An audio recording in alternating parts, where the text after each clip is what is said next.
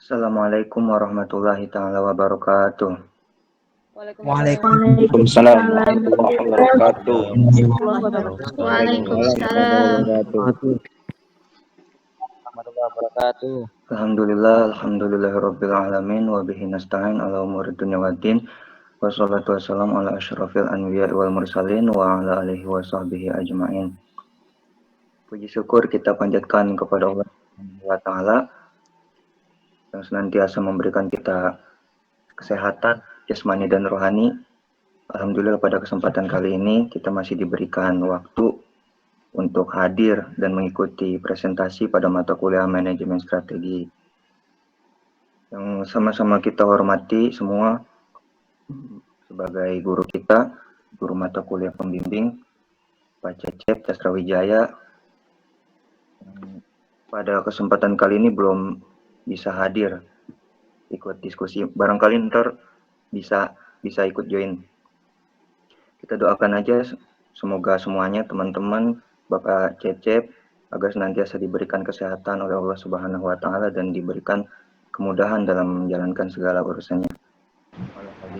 Amin. Niatin sholihah bi barakatul Quran suratul Fatihah. Al-Fatihah.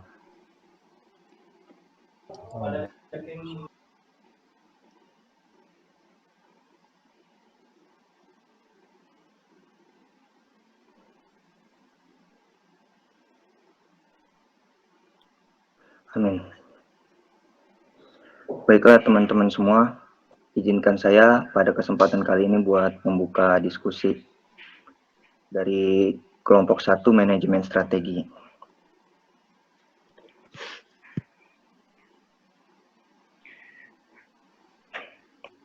Baik, buat kelompok 1, judulnya itu pengertian dan ruang lingkup manajemen strategi.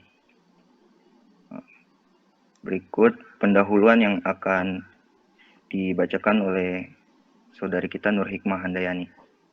Silakan Nur Hikmah. Baik, kelompok 1 terdiri dari Muhammad Hifni Fajrian dengan NIM 099, Mega Indah Fajriah dengan NIM 112, Nida Dadia Zakiyatun-Nisa 113, Iza Muhammad Kaban 115, Ahmad Ziaul Gani 120, dan Nur Hikmah Handayani 121. Bab 1 pendahuluan. A. Latar belakang. Dalam suatu organisasi, peran manajemen bertujuan agar organisasi dapat dicapai secara efektif dan efisien. Ilmu manajemen hingga saat ini terus berkembang pesat sehingga ilmu tersebut memiliki beragam cabang dan beberapa kajian yang bersifat khusus. Misalnya ialah manajemen keuangan, manajemen sumber daya manusia, manajemen produksi, dan manajemen transportasi. Hingga pada akhirnya muncul sebuah kajian khusus lain yang disebut dengan manajemen strategis. Manajemen strategis merupakan aktivitas manajemen tertinggi yang biasanya disusun oleh dewa direksi dan dilaksanakan oleh CEO serta tim eksekutif organisasi. Manajemen strategis memberikan arahan menyeluruh untuk perusahaan dan terkait erat dengan bidang perilaku organisasi.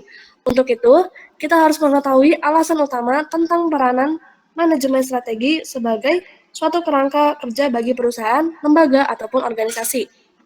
B. Rumusan masalah. 1. Apa pengertian manajemen strategi? Yang kedua, apa perbedaan strategi dengan metode dan taktik? 3. Apa manfaat atau pentingnya manajemen strategi? 4. Apa saja ruang lingkup manajemen strategi? Bab 2, pembahasan A dilanjutkan oleh saudari Mega Indah. Pengertian manajemen strategi. Manajemen strategi sinonim dengan perencanaan strategi, di mana istilah perencanaan strategi pertama kali dipopulerkan dalam dunia bisnis pada dekade 1950-an sampai 1970-an. Pada dekade 1980-an, dunia akademis mengembangkan istilah perencanaan strategi menjadi manajemen strategi yang digunakan untuk merujuk pada perencanaan jangka panjang dan kebijakan bisnis. Beberapa pakar dalam ilmu manajemen mendefinisikan manajemen strategi dengan cara yang berbeda-beda. Salah satu definisinya menyebutkan manajemen strategi sebagai satu set keputusan dan tindakan yang menghasilkan formulasi dan implementasi rencana yang dirancang untuk mencapai tujuan suatu perusahaan. Menurut J. David Hanger, pengertian manajemen strategi adalah serangkaian keputusan dan tindakan manajerial yang menentukan kinerja sebuah perusahaan dalam jangka waktu yang lama. Menurut Grant, strategi juga dapat diartikan sebagai keseluruhan rencana mengenai penggunaan sumber daya untuk menciptakan suatu posisi menguntungkan.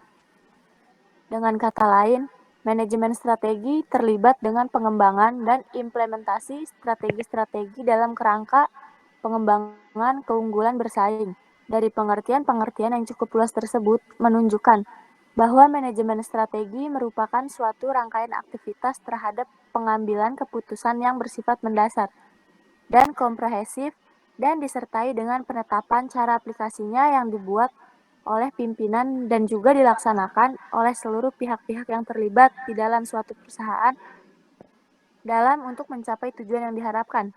Manajemen strategi ini juga merupakan suatu sistem yang digunakan sebagai satu kesatuan dalam memiliki beragam kompeten saling berkaitan dan mempengaruhi satu sama lain serta bergerak secara serentak menuju arah yang sama. Selanjutnya yang B. B. Perbedaan strategi dengan metode dan taktik. Istilah strategi, metode, dan taktik memang sering terdengar di halayak umum. Ketiganya merupakan sebuah istilah yang tidak asing dalam hal manajemen, pendekatan baik pendekatan di bidang bisnis, politik, hingga militer. 1. Strategi. Strategi diturunkan dari pendekatan yang telah ditetapkan. Newman dan Logan mengemukakan 4 unsur strategi dari setiap usaha, yaitu A. Mengidentifikasi dan menetapkan spesifikasi dan kualifikasi hasil output dan sasaran target yang harus dicapai dengan mempertimbangkan aspirasi dan selera masyarakat yang memerlukannya. B. Mempertimbangkan dan memilih jalan pendekatan utama, basic way, yang paling efektif untuk mencapai sasaran. C. Mempertimbangkan dan menetapkan langkah-langkah yang akan ditempuh sejak titik awal sampai dengan sasaran. D. Mempertimbangkan dan menetapkan tolok ukur dan patokan ukuran standar untuk mengukur dan menilai taraf keberhasilan.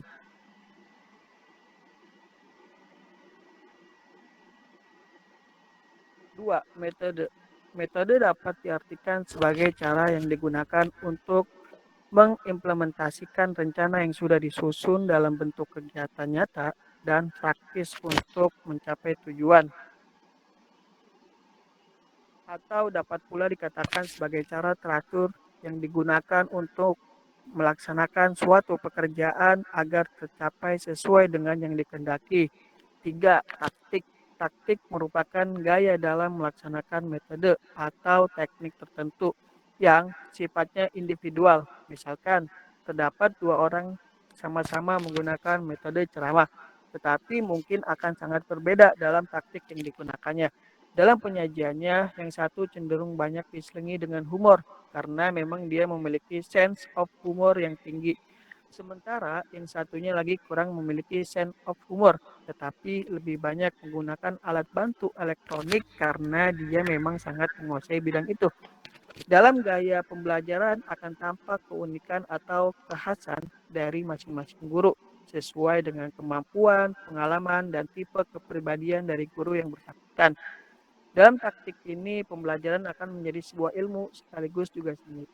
Taktik dapat juga diartikan sebagai rencana atau tindakan yang bersistem untuk mencapai tujuan dan pelaksanaan. Dari ketiga jenis pendekatan tersebut dapat dilihat penerapannya dalam ranah bisnis. Misalnya, ada seorang entrepreneur yang baru saja memulai usahanya dengan membuka minimarket. Sang pengusaha tersebut bertujuan untuk terus menghidupkan, memajukan, dan mengembangkan minimarket tersebut dengan keuntungan bersih minimal 20% untuk mencapai dan memperoleh tujuan itu. Pengusaha tersebut menerapkan 3 strategi, yaitu nyaman, murah, dan cepat. Saat sebelum membuka usaha minimarket itu, pengusaha juga telah melakukan penelitian bisnis awal. yang memberikan data-data bahwa potensi bisnis minimarket di lokasi yang dipilihnya sangat menguntungkan dalam merealisasikan ketiga strategi itu. Pengusaha tersebut menerapkan dengan metode sebagai berikut. Pertama, strategi nyaman. Metode yang dilakukan diantaranya mengatur suhu ruangan minimarket tidak terlalu panas dan tidak terlalu dingin. Kedua, strategi murah. Metode yang digunakan diantaranya membuat 3 hari promo setiap bulannya, diskon 3% untuk setiap belanja 200.000 dan mengembalikan selisih harga. 3, strategi cepat. Metode yang dipakai seperti menyediakan recehan yang relatif banyak dan dikelompokkan berdasarkan nilainya dalam laci kasir. Menyediakan 2 meja kasir, menggunakan price tag scanner, dan sebagai taktiknya tentu saja pelayanan tersebut dilakukan dengan ramah. Dan selanjutnya yaitu manfaat penting manajemen strategi.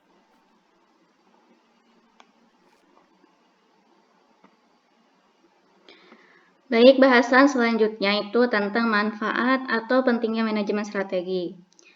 Yang kami paparkan di sini itu ada 7 manfaat. Yang pertama, menetapkan arah strategi. Ini itu bisa untuk perusahaan ataupun lembaga ataupun organisasi ya. Jadi di sini itu manajemen strategi memiliki fungsi sebagai panduan, sebagai arahan bagi semua orang ataupun bagi siapapun yang terlibat di dalam perusahaan gitu untuk mendapatkan cara mencapai tujuan akhir ataupun kinerja yang diinginkan. Sehingga semuanya itu mengetahui target mereka gitu. Kemudian yang kedua itu ada fokus pada prioritas perusahaan. Di sini manajemen strategi dapat mengidentifikasi hal-hal prioritas yang penting bagi perusahaan. Ya, yang namanya prioritas kan berarti itu termasuk hal yang penting gitu ya. Maka dari kita mengidentifikasi hal-hal prioritas, kita itu akan bisa menganalisa atau mungkin bisa mengambil tindakan secara cepat jika terjadi masalah-masalah yang kritis. Kemudian yang ketiga, memahami lingkungan yang berubah. Nah, dengan manajemen strategi dapat membuat prediksi perubahan yang akan terjadi di masa depan. Prediksi perubahan masa depan itu dapat membantu perusahaan ataupun lembaga mengambil langkah yang diperlukan untuk mengelola perubahan itu. Dengan memahami kondisi lingkungan yang berubah, tim manajemen dapat menyesuaikan strategi dengan kondisi yang ada saat ini. Seperti sekarang nih ya, tiba-tiba tanpa adanya prediksi gitu. Di tahun kemarin terjadilah pandemi. Semua perusahaan, semua lembaga-lembaga pasti secara cepat dan tanggap itu mengganti sistem-sistem kinerja mereka gitu. Ya seharusnya sih ketika sudah menyusun strategi kita harus siap gitu dengan apapun rintangan yang akan terjadi ke depannya seperti apa. Maka pemahaman untuk lingkungan yang berubah ini harus ditanamkan agar kita itu ya tidak kaget lah gitu. Kemudian yang keempat, mendapatkan keunggulan sehingga dapat bersaing. Ini mungkin manfaat yang dirasakan oleh beberapa perusahaan ya.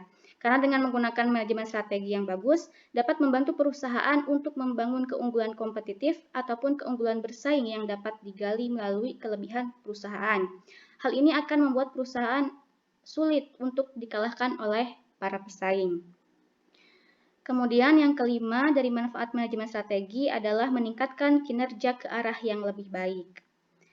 Nah, kita harus memastikan di dalam strategi bahwa perusahaan yang sukses itu memiliki kinerja yang baik dan dapat menghasilkan keuntungan. Ketika perusahaan telah memiliki keunggulan kompetitif yang tadi dibahas ya di poin sebelumnya, maka secara otomatis perusahaan itu dapat berkembang dan memiliki kinerja yang baik pula. Selanjutnya yang keenam, memastikan perubahan dapat berjalan dalam jangka panjang. Ini juga berkaitan dengan poin yang ketiga, yang lingkungan berubah itu. Jadi di sini manajemen strategi dapat mengidentifikasi setiap peluang serta ancaman yang dapat mempengaruhi kinerja perusahaan. Misalnya ada COVID-19 nih. Itu kan merupakan ancaman bagi perusahaan gitu atau lembaga, semuanya benar-benar berubah seakan-akan harus memikirkan segalanya itu dari nol gitu. Nah, maka dengan kita memanage strategi dengan baik, perusahaan itu dapat memaksimalkan setiap peluang yang ada dan meminimalkan resiko yang terjadi akibat dari timbulnya ancaman itu. Juga harus dipastikan bahwa perusahaan dapat bertahan dalam jangka waktu yang panjang ya walaupun banyak perubahan gitu yang terjadi di dalamnya. Kemudian poin terakhir yang ketujuh, menyederhanakan strategi bisnis dan mengembangkannya. Pada saat ini kompetisi bisnis sudah terlalu rumit, kompleks dan berkembang dengan dinamis. Tanpa memiliki manajemen strategi yang bagus akan membuat perusahaan sulit untuk menghadapi persaingan di pasar. Dengan bantuan manajemen strategi dapat mempermudah perusahaan dalam memprediksi perubahan yang terjadi di masa depan. Selanjutnya pembahasan ruang lingkup manajemen strategi akan disampaikan oleh Saudara Hifni.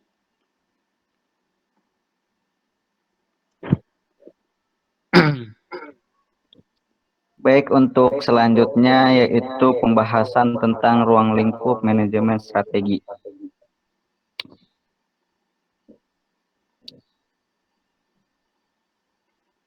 J. Constab telah mendefinisikan area ditangani oleh manajemen strategi sebagai proses manajemen dan keputusan yang menentukan struktur jangka panjang dan kegiatan organisasi. Definisi ini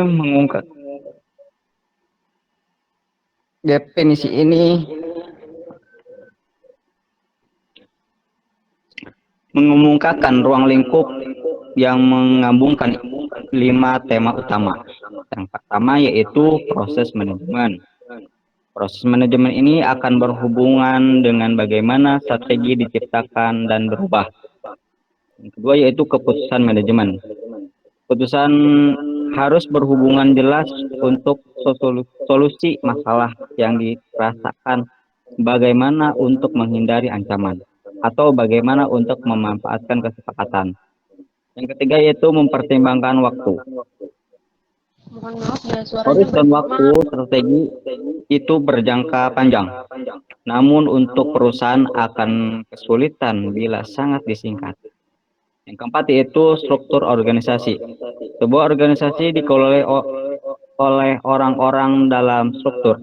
Keputusan yang dihasilkan dari cara manajer bekerja sama dalam struktur dapat mengakibatkan perubahan strategi. Yang kelima yaitu kegiatan organisasi. Ini adalah wilayah potensial tak terbatas dari studi dan biasanya kita akan memutuskan pada semua kegiatan yang mempengaruhi organisasi. Ruang lingkup manajemen strategi dibagi menjadi 2, yaitu pertama lingkungan eksternal.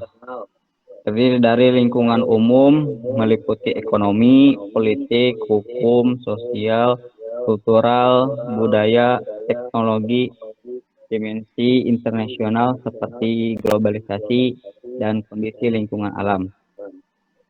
Selanjutnya yaitu lingkungan khusus. Itu meliputi pemilik, pelanggan,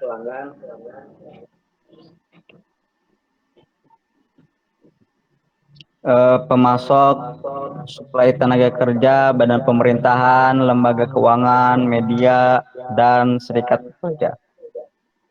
Kedua yaitu lingkungan internal, terdiri dari manusia, finansial, fisik, dan sistem, serta budaya organisasi. Di mana untuk mengukur dan menganalisis lingkungan ini digunakan analisis SWOT. Dengan menggunakan manajemen strategis, perusahaan akhirnya dapat memahami kekuatan bersaing dan mengembangkan keunggulan kompetitif berkelanjutan serta sistematis dan konsisten. Untuk itu, manajemen strategi diwujudkan dalam bentuk perencanaan berskala besar. Mencakup seluruh komponen di lingkungan sebuah organisasi yang dituangkan dalam bentuk rencana strategis yang dijabarkan menjadi perencanaan operasional yang kemudian dijabarkan pula dalam bentuk program kerja dan proyek tahunan. Penetapan Rensta pun harus melibatkan manajemen puncak karena sifatnya sangat mendasar dan pelaksana seluruh misi organisasi. Untuk mewujudkannya, mempertahankan dan mengembangkan eksistensi jangka panjangnya, strategi dalam segala hal digunakan untuk mencapai tujuan yang telah ditetapkan. Tujuan ini tidak akan mudah dicapai tanpa strategi. Karena pada dasarnya segala tindakan atau perbuatan itu tidak terlepas dari strategi yang disusun, dikonsentrasikan dan dikonsepsikan dengan baik dan membuahkan pelaksanaan yang disebut strategi. Hanya itu dari saya. Maaf pemakalah, suaranya double, yang satu kalau bisa di mute.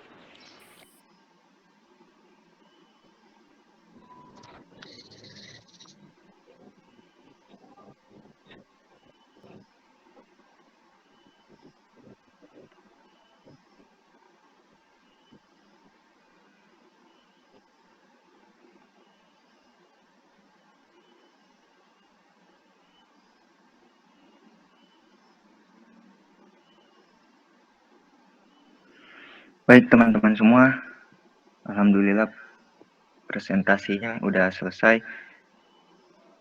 Jadi selanjutnya kita akan coba buka sesi diskusi. Bagi teman-teman semua, bagi teman-teman jika ada pertanyaan bisa ditanyakan dan ditulis juga di room chat. Terima kasih.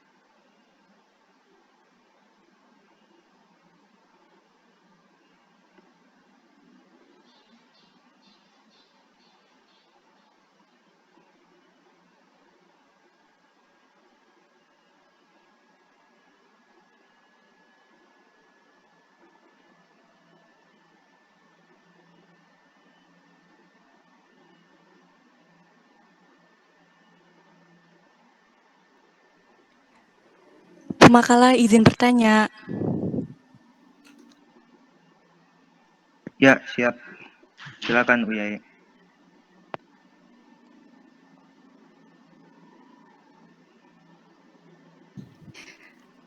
Di dalam makalah kan dijelaskan bahwasannya manfaat dari manajemen strategi ini sendiri itu untuk mewujudkan kesuksesan suatu perusahaan ya. Nah, menurut pemakalah, bagaimana sih jika terdapat perusahaan yang tidak bisa menjalankan manajemen strateginya dengan baik? Adakah dampak yang akan ditimbulkan? Jikalau ada, kira-kira apa aja dampaknya? Terima kasih. Baik, terima kasih pertanyaannya Kak Uyai. Pertanyaannya kita tampung dulu ya teman-teman.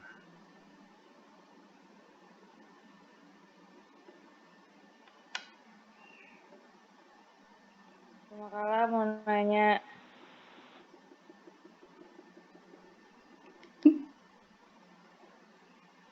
Ya, silakan Firza.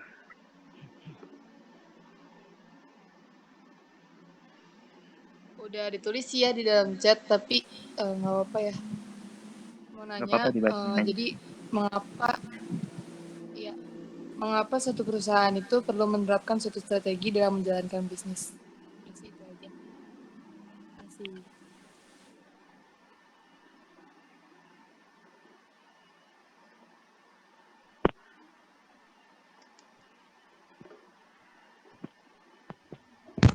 Izin nanya makalah.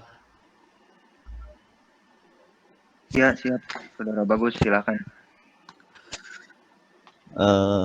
Dalam makalah kan udah disebutkan bahwa dalam bagian perbedaan strategi, metode, dan taktik itu seperti saling berkaitan gitu.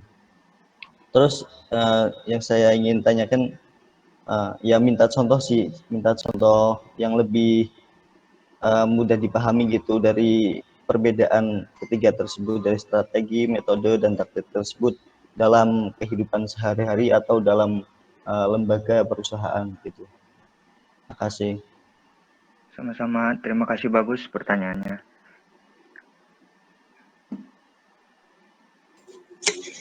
Assalamualaikum, izin bertanya pemakalah. Waalaikumsalam warahmatullahi wabarakatuh. Silakan. Jadi seperti yang udah dipelajari sebelum-sebelumnya kan ya, bahwa manajemen itu kan pasti membahas dan mempelajari tentang pengelolaan sumber daya, pengorganisasian, pengkoordinasian, dan perencanaan. Jadi apakah ada perbedaan karakteristik manajemen strategi dengan manajemen pada umumnya? Gitu. Makasih. Iya, makasih kalau Pak pertanyaannya. Pemakala izin bertanya. Jangan lupa ditulis ya di room chat. Ya, silakan Naili. Di dalam makalah itu kan terdapat manfaat atau pentingnya manajemen strategi ya. Lalu seperti apa dan bagaimana cara menyusun strategi yang efektif agar manfaat dari manajemen strategi itu bisa tersampaikan atau kita rasakan? Terima kasih.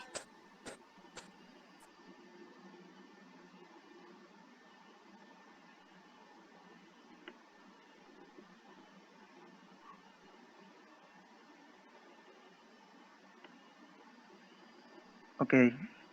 Buat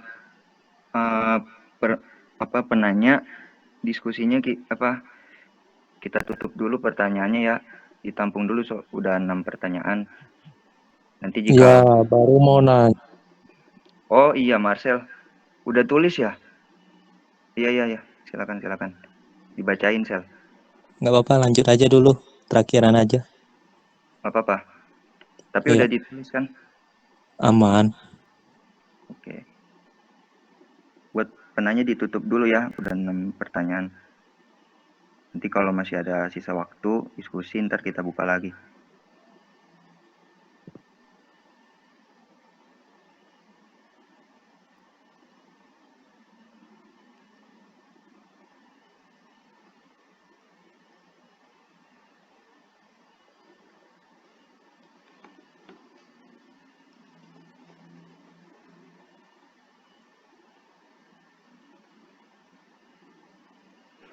Baik, silakan teman-teman pemakala presentasi pada kali ini. Jika jawabannya sudah ketemu, boleh dijawab pertanyaan teman-temannya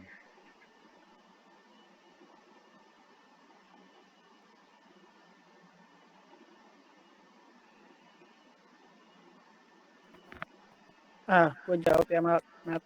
Izin. Oh iya, silakan, Kaban. Gue izin jawab pertanyaan. Pertanyaannya kan bagaimana pendapat kalian jika terdapat perusahaan yang tidak bisa menjalankan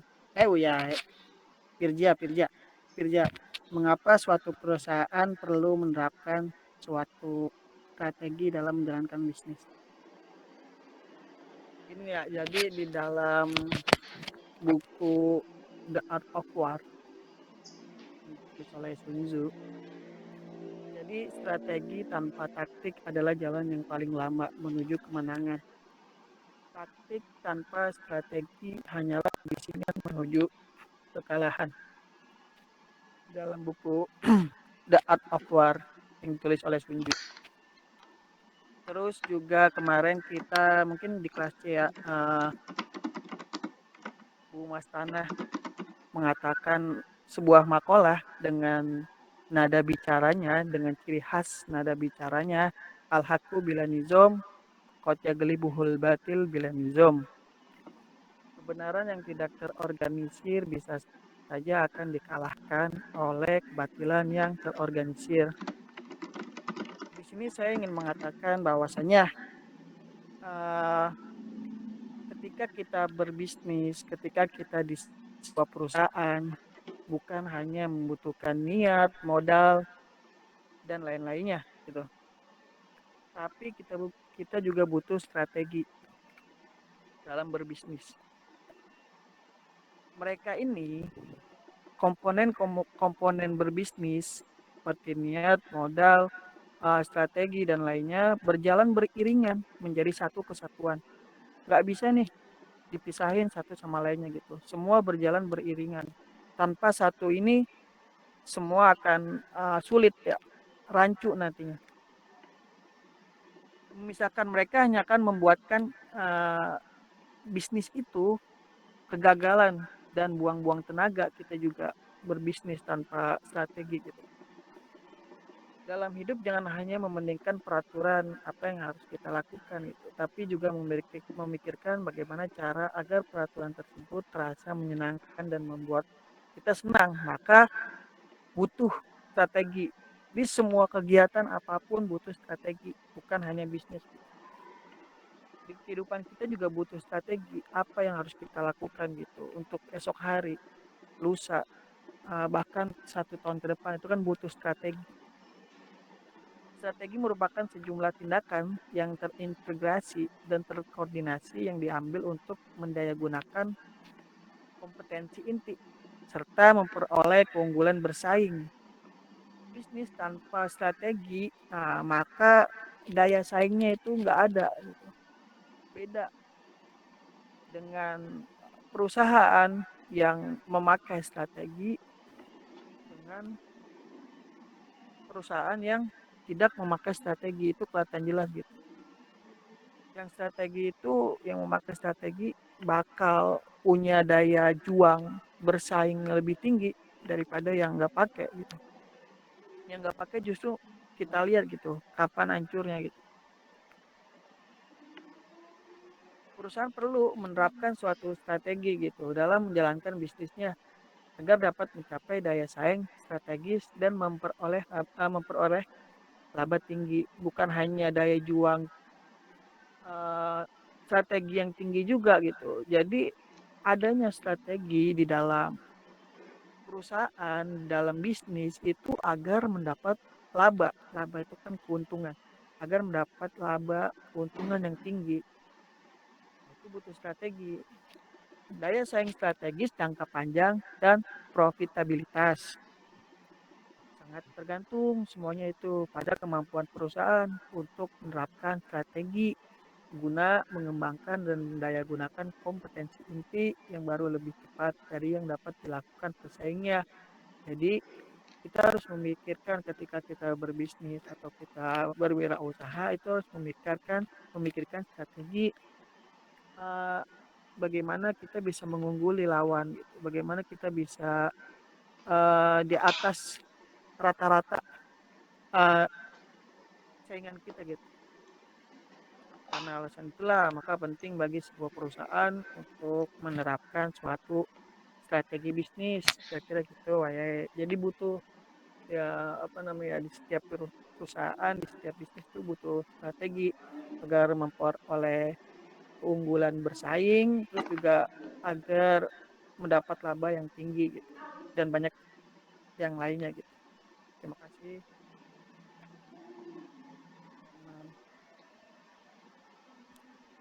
Cukuplah wayai si Japir. Kira-kira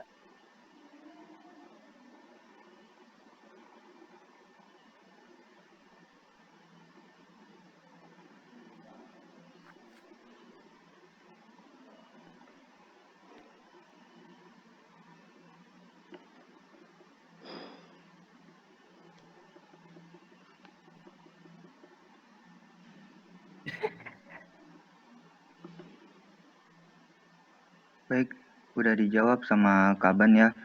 Saudara Firza gimana? Apa ada tanggapan dari jawaban? Udah, terima kasih.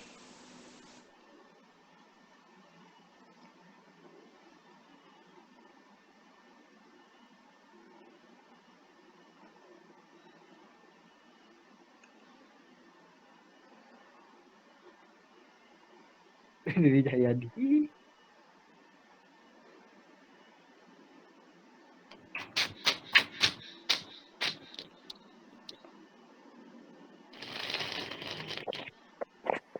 Baik, izinkan saya menjawab pertanyaan saudari Uyai, yaitu bagaimana pendapat kalian jika terdapat perusahaan yang tidak bisa menjalankan manajemen strateginya dengan baik?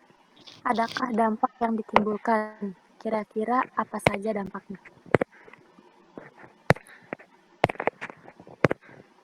Jadi, menurut pemakalah, jika terdapat perusahaan yang tidak bisa menjalankan manajemen strateginya dengan baik, maka akan menimbulkan beberapa dampak. Karena dalam menjalankan organisasi, diperlukan manajemen yang baik agar tujuan dari strategis itu sendiri tercapai. Dan adapun beberapa dampak dari perusahaan yang tidak menjalankan manajemen strateginya dengan baik. Ada 5, yaitu yang pertama, tidak maksimalnya sumber daya dalam organisasi. Yang kedua, fokus tujuannya tidak akan jelas. Yang ketiga, memiliki daya asing yang kurang kuat. Keempat, tidak bisa meminimasi risiko. Yang kelima, keuntungan bisnis tidak diolah dengan optimal. Jadi, itu tersebut beberapa dampaknya. Sudah cukup saudari Uyai? Cukup pemakalah. Terima kasih banyak jawabannya. Sama-sama, Kak Uyai.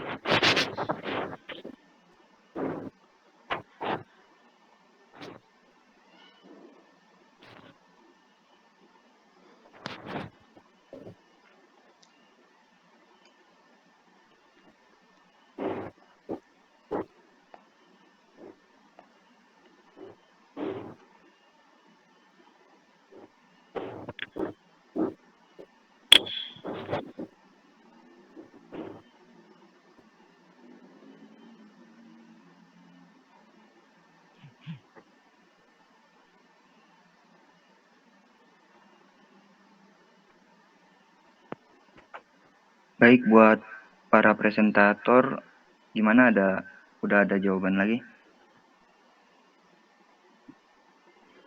Buat teman-teman kalau ada tanggapan boleh disampaikan ya tentang pertanyaan dan jawaban dari teman-teman semua.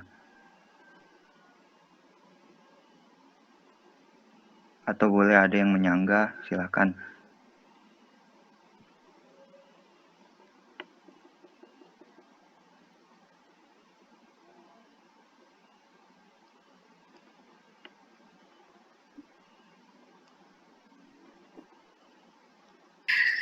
Baik, Saudara Ahmad, saya izin menjawab pertanyaannya Saudari Mutia.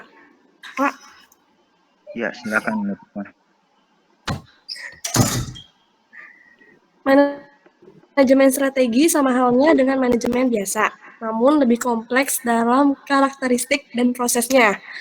Manajemen strategi memiliki beberapa karakteristik, yaitu berorientasi masa depan, berhubungan dengan unit bisnis yang kompleks, kebutuhan dan kejelasan tugas sangat tinggi seiring perubahan yang terjadi.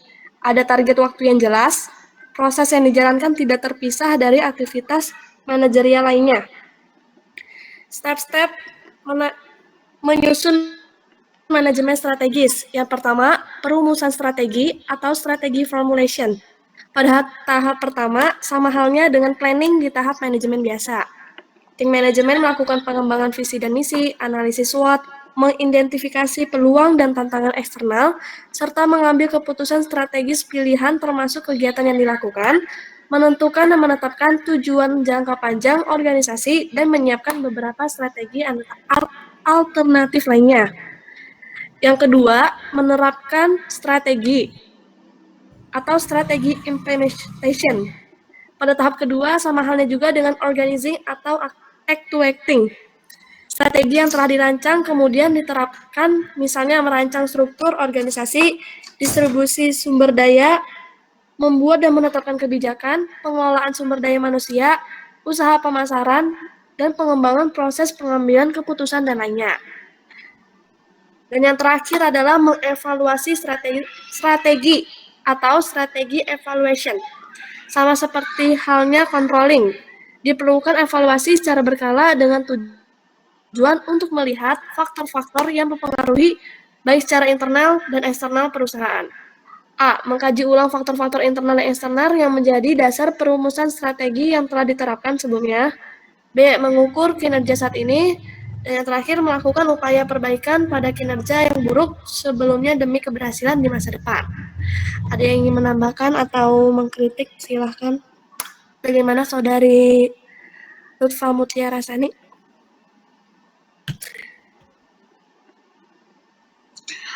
Jadi sama aja gitu ya kayak manajemen biasa, cuman artinya lebih luas, ruang lingkupnya juga lebih luas gitu ya. Andai. Iya betul banget. Lebih kompleks ke strateginya. Gitu Oke. Saudari. Makasih ya. Sama-sama.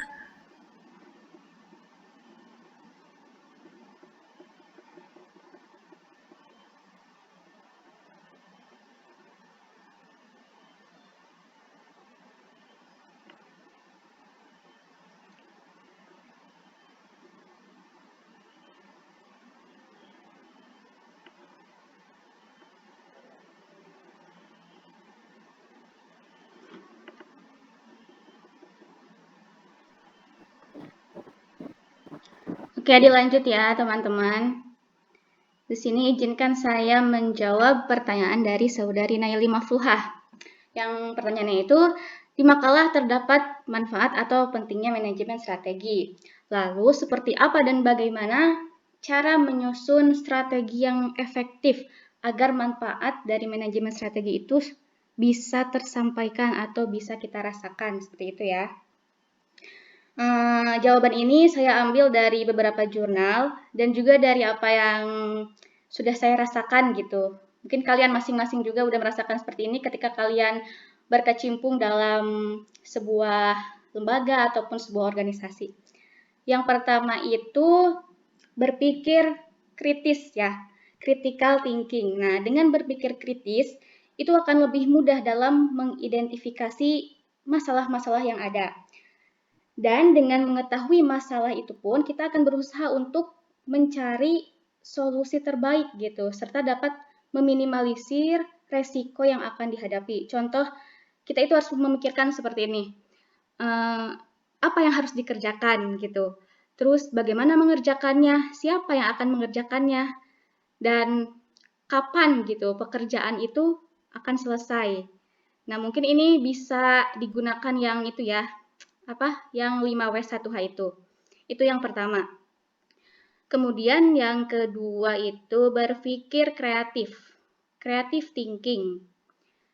Dalam mengurus lembaga atau organisasi ataupun perusahaan, masing-masing itu dituntut untuk berpikir kreatif tentunya ya, terutama dalam menentukan langkah apa nih gitu yang selanjutnya yang akan dilakukan gitu, atau bisa juga kreatif dalam mengembangkan visi misi kita.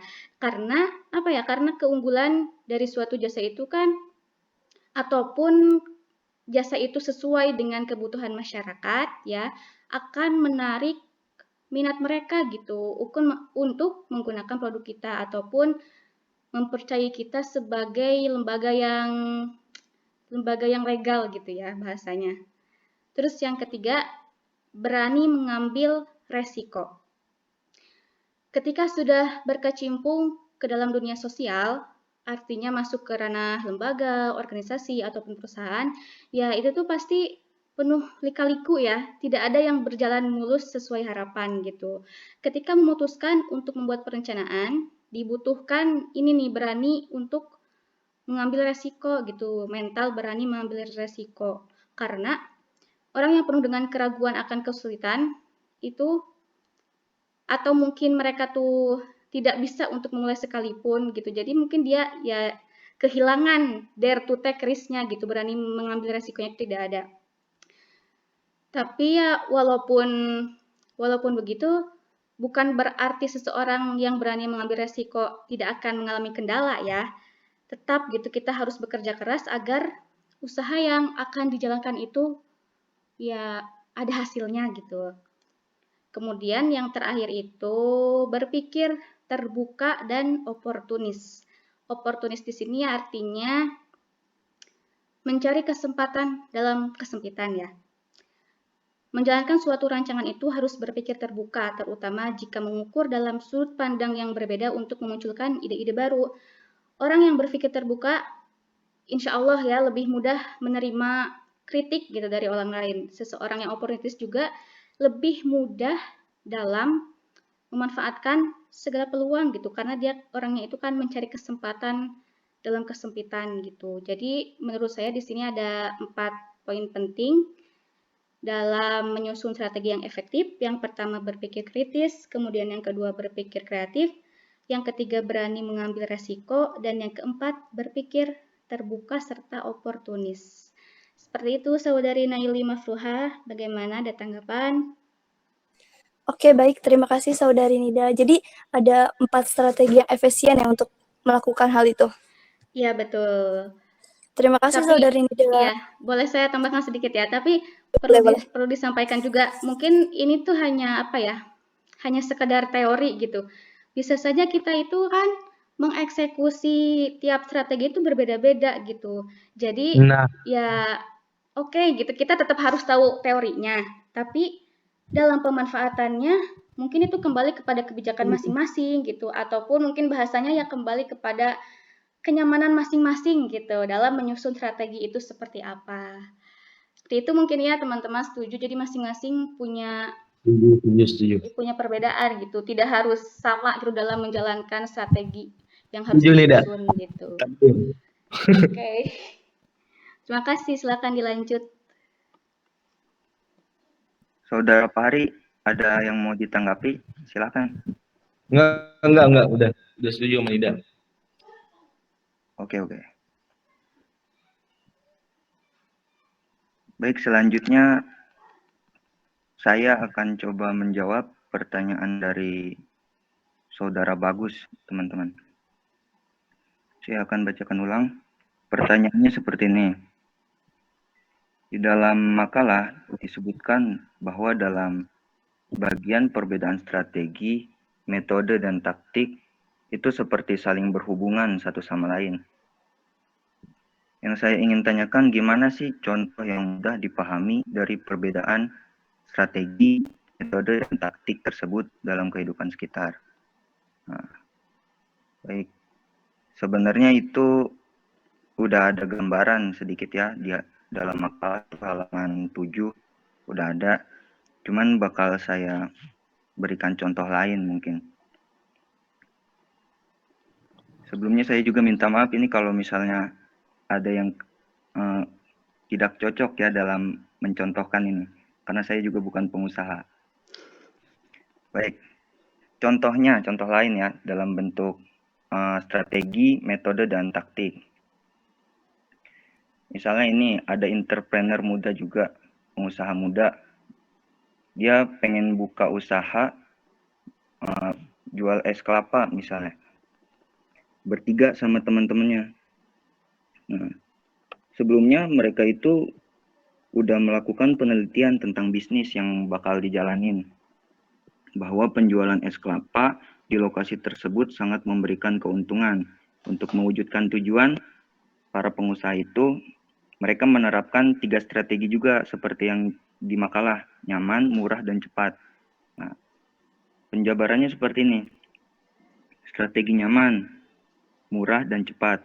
Nah, pada strategi nyaman, metode yang mereka gunakan adalah seperti menjaga kebersihan lantai, menyusun tumpukan kelapa dengan rapi dan sesuai dengan jenisnya, bisa juga dengan memasang wifi, dan senantiasa menjaga kerapihan fasilitas supaya jika konsumen datang mereka dapat langsung singgah.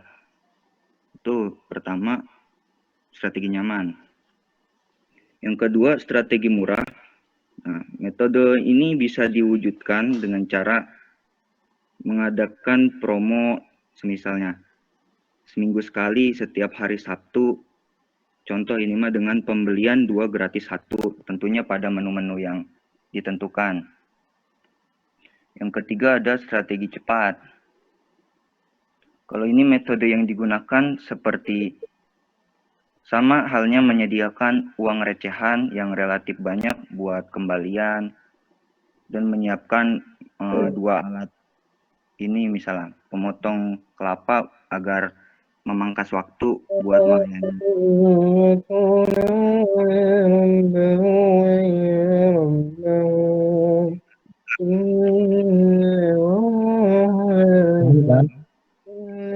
Menjaga ketetapan konsumen dengan cara menampilkan skill, barangkali menampilkan skill dalam memotong kelapa dan menyajikannya. Jadi kurang lebih seperti itu. Kalau ada yang silakan.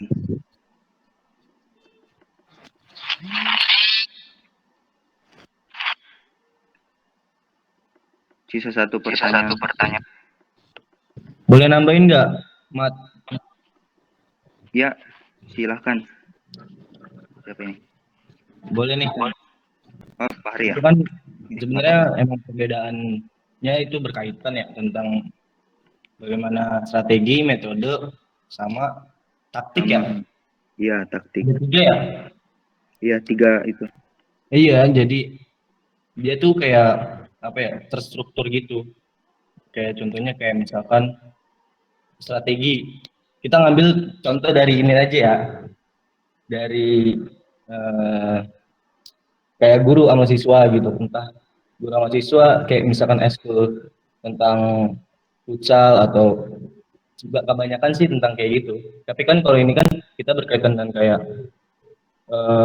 bagaimana memanage suatu perusahaan atau apapun gitu kan. Kalau di sini kayak kalau misalkan dari segi ininya strategi itu kayak pembuatan kayak apa ya, kayak mewujudkan kegiatan-kegiatan gitu. Iya, Nah, benar. caranya itu dengan metodenya apa nih? Dia mengikuti metode siapa gitu. Cara untuk mengajarnya, cara untuk melatihnya. Itu metodenya, metode apa yang disusun untuk mencapai tujuan pembelajaran yang diharapkan. Kayak gitu. Entah itu metode pembelajaran diskusi, entah itu pembelajaran dengan latihan, tanya jawab, atau apapun gitu. Terus kalau misalkan, ini pertanyaannya bagus ya? Iya, pertanyaan bagus. Ya, gini Gus, kalau misalkan teknik, dari habis itu taktik ya? Taktik atau teknik sih? Taktik yang terakhir. Taktik ya? Taktik itu pembelajaran gaya seseorang yang guru itu untuk melaksanakan metode atau teknik pembelajaran tertentu yang bersifat individual. Nah, taktik juga bisa dapat kita dari ciri khas orang itu, cara mengasih sesuatu metode atau tekniknya gitu. Kayak contohnya taktiknya apa nih? Taktik 4-4-3-3 atau gimana kalau dalam sepak bola kayak gitu. Tapi kalau misalkan dalam pembelajaran ya guru menjelaskan materi dengan menyelipkan atau kata-kata yang istilahnya gini, guyonan atau menyampaikan materi dengan video atau mengadakan game. Nah, kayak gitu sih. Jadi kayak ada pendekatan dah dalam sebuah tiga perbedaan tadi tapi terstruktur. Jadi seperti itu mungkin tambahannya. Ya, betul Pak Hari. Jadi kalau misalnya dilihat itu tuh taktik itu tuh memang sifatnya itu individual. Bisa datangnya dari diri sendiri, bisa karena bakat gitu. Kalau orang ceramah kan itu kayak apa namanya itu konten aja gitu. Iya. Ada yang misalnya suka bercanda, akhirnya dia dalam metode ceramahnya banyak menyajikan dakwahan gitu dengan cara sense of humor gitu. Iya, Tapi pancelannya dia gitu. Iya, modelnya seperti itu. Gitu bagus. Bagus. Iya baik, bisa dipahami. Makasih Fahri. Siap. Baik, tinggal satu pertanyaan lagi nih teman-teman.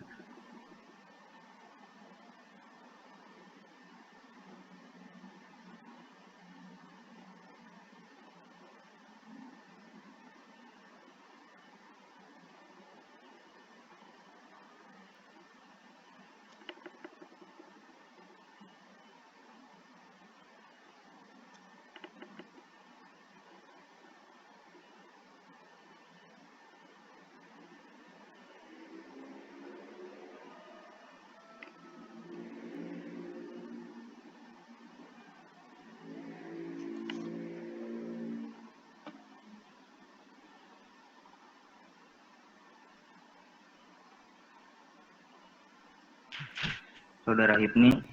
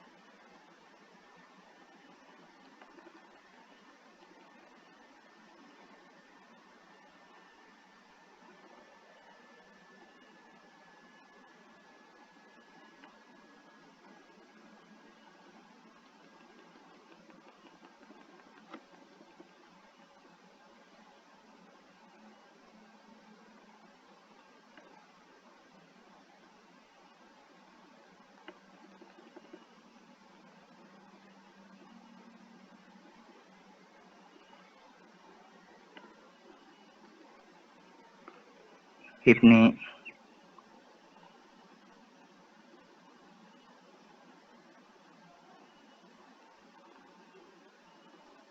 Oh ya, Nah, Hipni, ya silakan. Jadi ingin menjawab pertanyaan dari saudara Marcel Anugrah.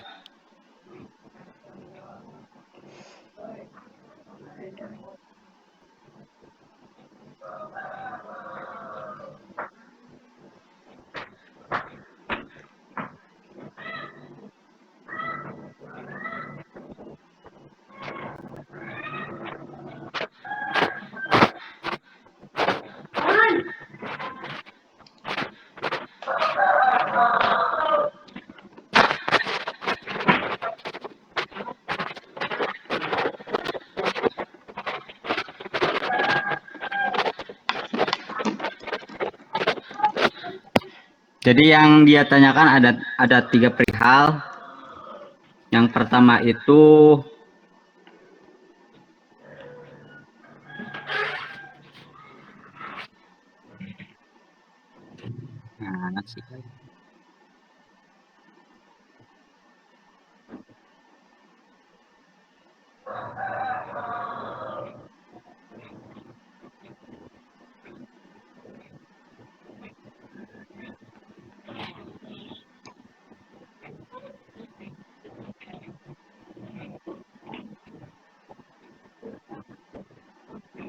tes. Ada suaranya? Ada. Oh ya. Maaf ini kendala sinyal juga nih. Jadi yang Marcel tanyakan ada 3. Yang pertama itu dalam pengembangan, yang kedua itu cara implementasi manajemen strategi, yang 3 itu adalah bagaimana fungsi manajemen strategi tersebut. Jadi yang untuk pengembangannya, manajemen strategi dimulai dari pengembangan strategi korporat dengan fokus mempertahankan hidup survival. Berdasarkan strategi korporat ini, strategi unit bisnis dengan fokus pada distinctive kompeten atau kepemimpinan, biaya, diferensiasikan mengenai produk, dan fokus pada biaya maupun diferensiasi atau disusun. Yang terakhir adalah penyusunan strategi operasional dengan fokus pada prioritas persaingan, biaya, kualitas, fleksibilitas, dan pengiriman. Penerapan strategi operasional ini berupa mengembangkan struktur maupun infrastruktur. Nah, bagaimana cara untuk mengimplementasikan manajemen strategi ini?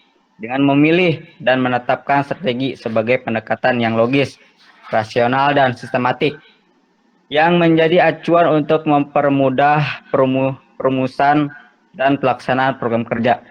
Strategi yang dipilih dan disepakati dapat memperkecil dan bahkan meniadakan perbedaan dan pertentangan pendapat dalam mewujudkan keunggulan yang terarah pada pencapaian tujuan strategi.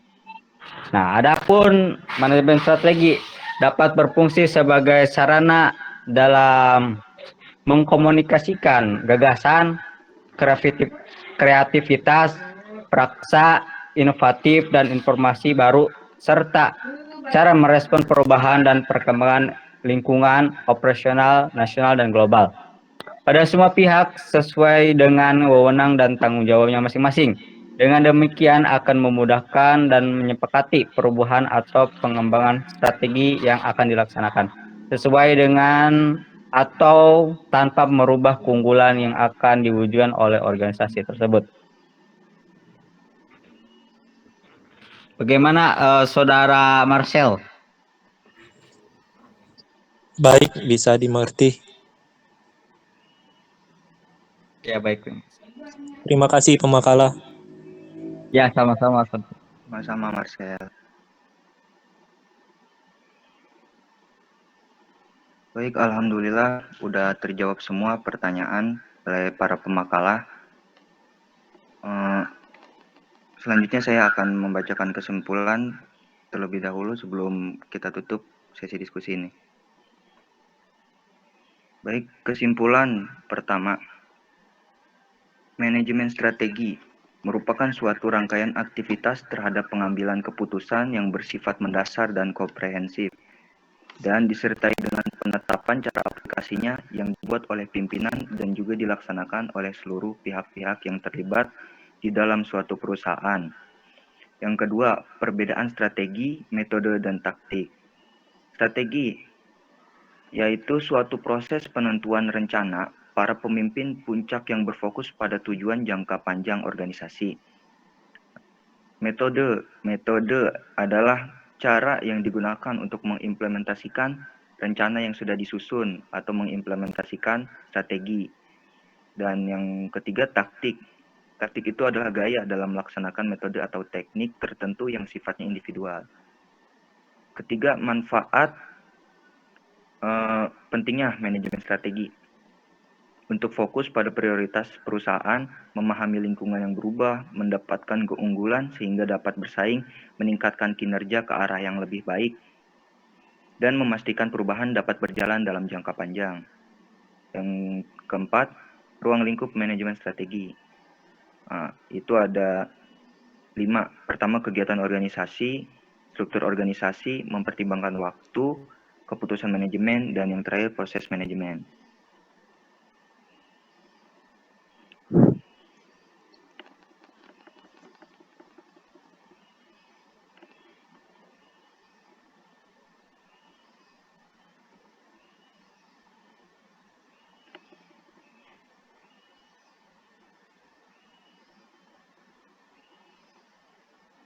Baik teman-teman, sudah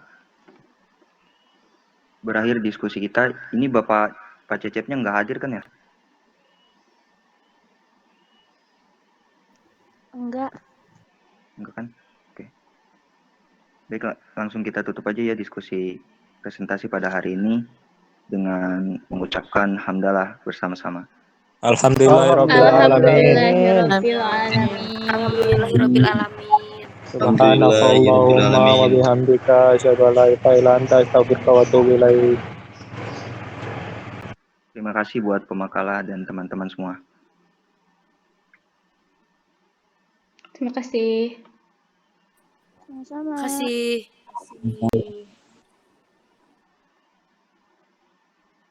Terima kasih.